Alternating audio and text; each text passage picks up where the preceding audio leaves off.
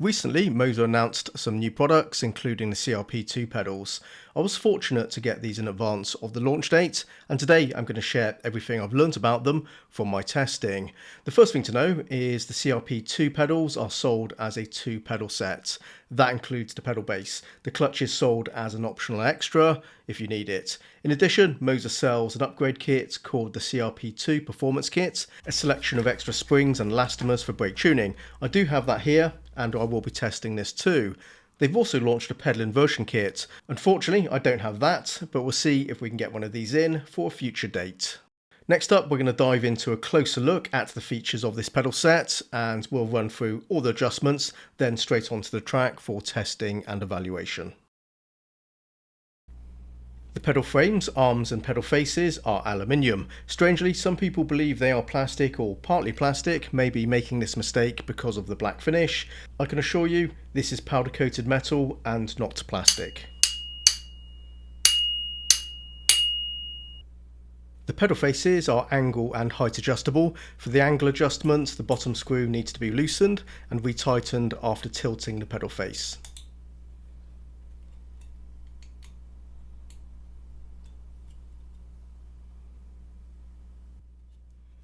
There's 2 bolts holding the pedal plate to the arm.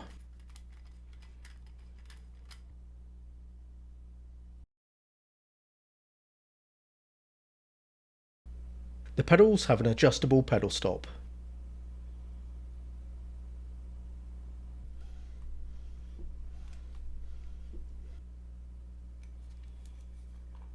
Rotating the screw in either direction will increase or decrease the preload on the spring for setting the pedal stiffness.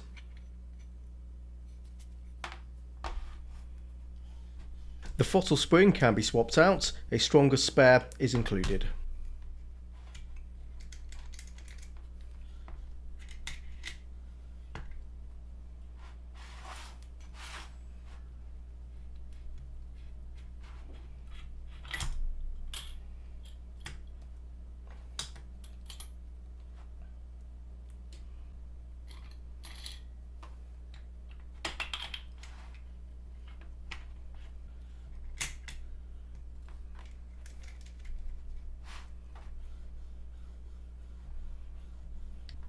The brake pedal features a 200 kg load cell and uses rubber and elastomer pads for the spring resistance. Included are additional pads for tuning the brake firmness and travel.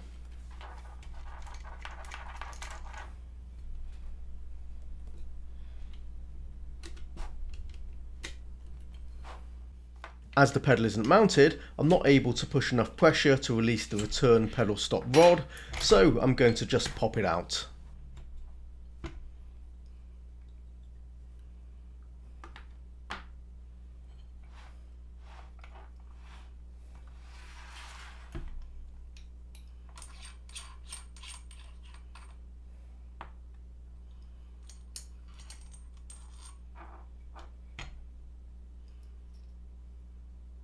The pads line up on this rod.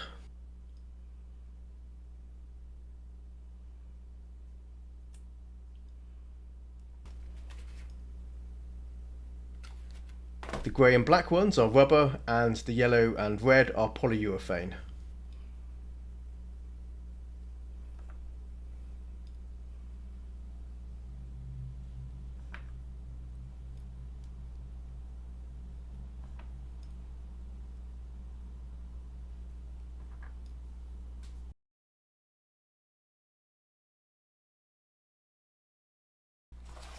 The performance kit I referenced earlier, the optional extra, there are elastomers but mostly a collection of different springs.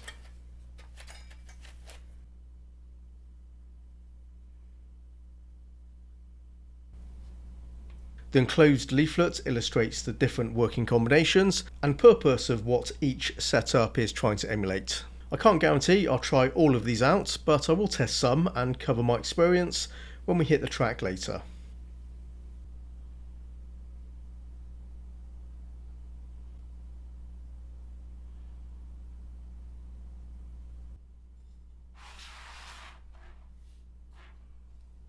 The clutch pedal has a 3-stage effect designed to emulate realistic pedal feedback.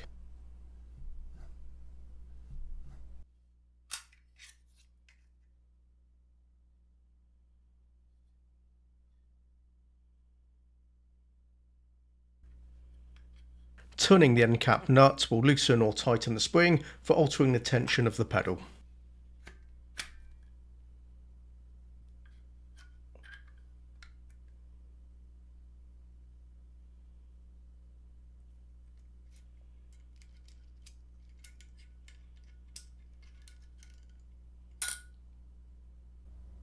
A second, stronger spring is included.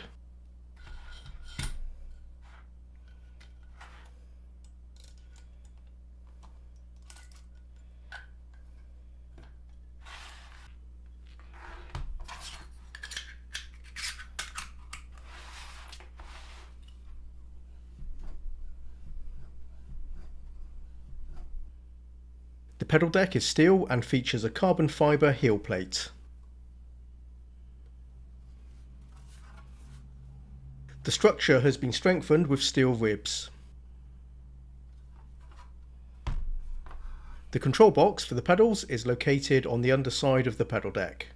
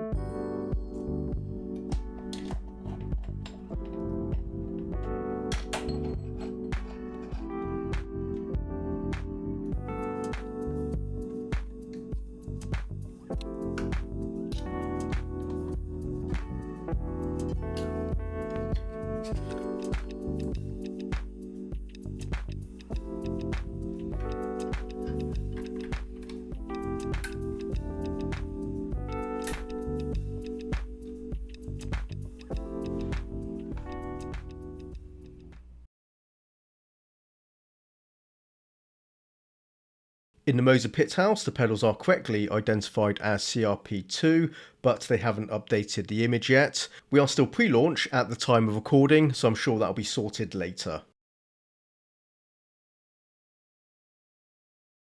When the pedals arrive, you will need to run through the simple calibration procedure on each pedal, basically pressing down on the pedal a few times for a few seconds. After that, you fine-tune the settings here, like dead zones and whether you prefer a linear progression on the pedal output or a curve. You can also drag points on the chart to adjust the curve manually. The software is straightforward and well fleshed out with everything you'll need to dial in the pedals precisely.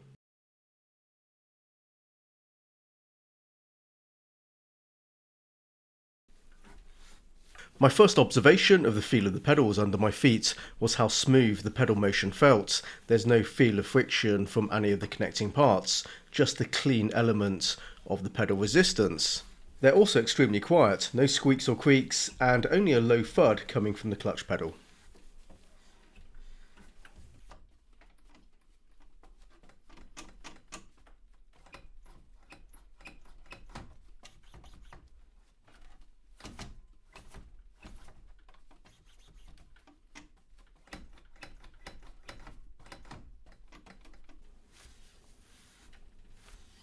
Wearing rubber-soled shoes, my feet slid easily along the smooth carbon fibre platform, and the curved heel stop helped rotate my ankles into the pedals. Both these features were beneficial to the way I operate the pedals.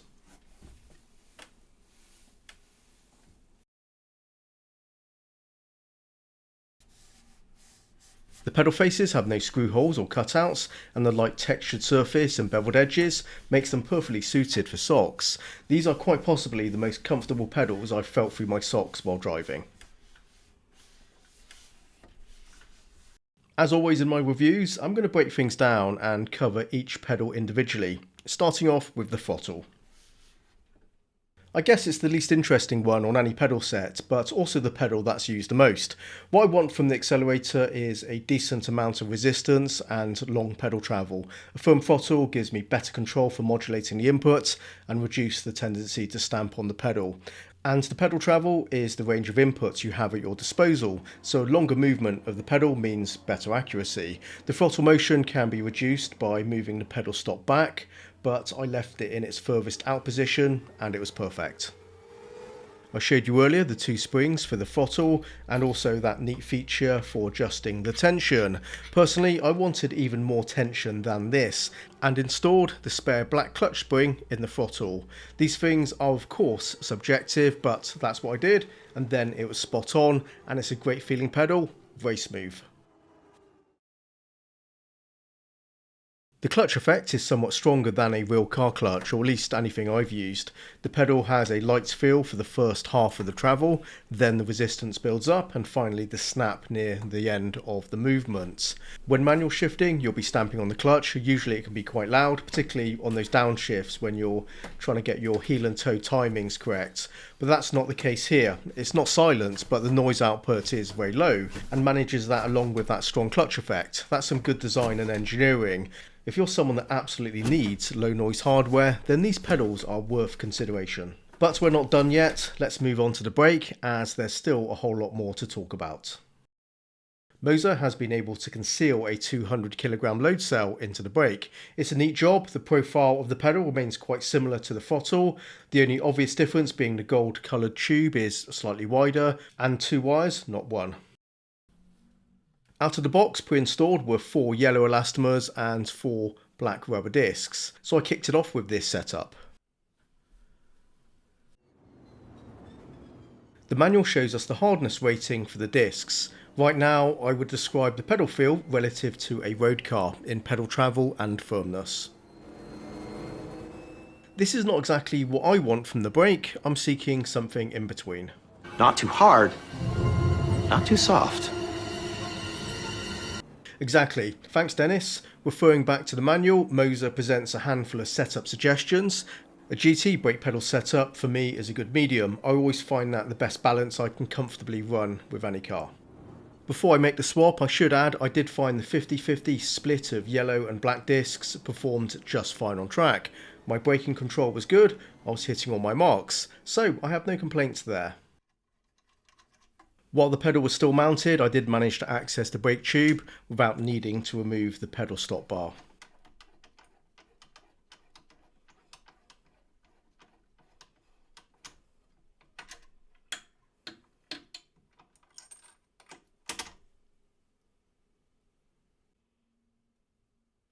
However, that wasn't the case when replacing the softer setup with the firmer one. The front stop bar needed to be removed. Adding to the effort is the cramped working space behind the rig, but it didn't prove to be impossible.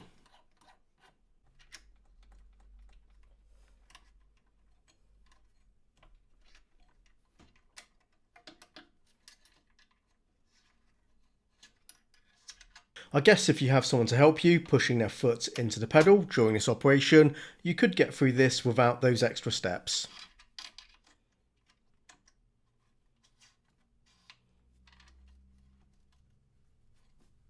Also worth knowing, each time I opened up the pedal, I did need to return back to the MOZA software afterwards to recalibrate the brake.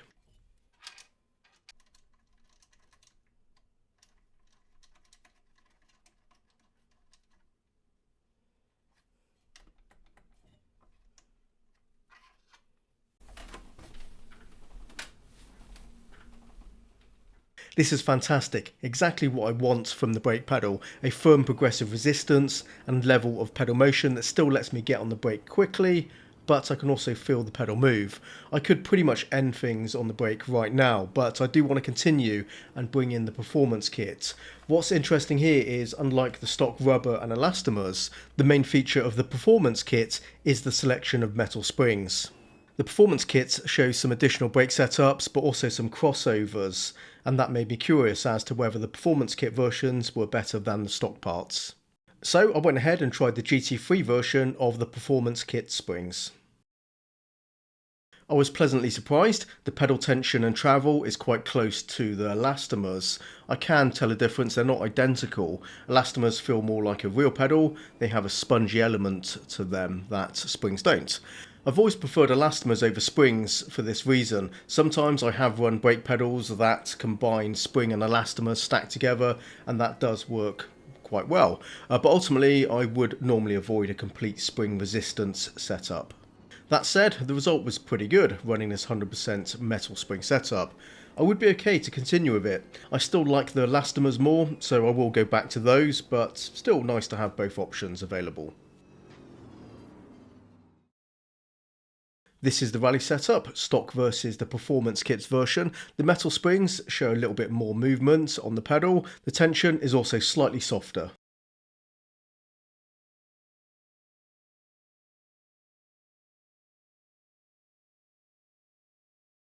The F1 setup combines components from both the stock and performance kit. The black discs at the bottom of the stack are aluminium blocks, not elastomers, there to reduce the pedal motion and increase stiffness.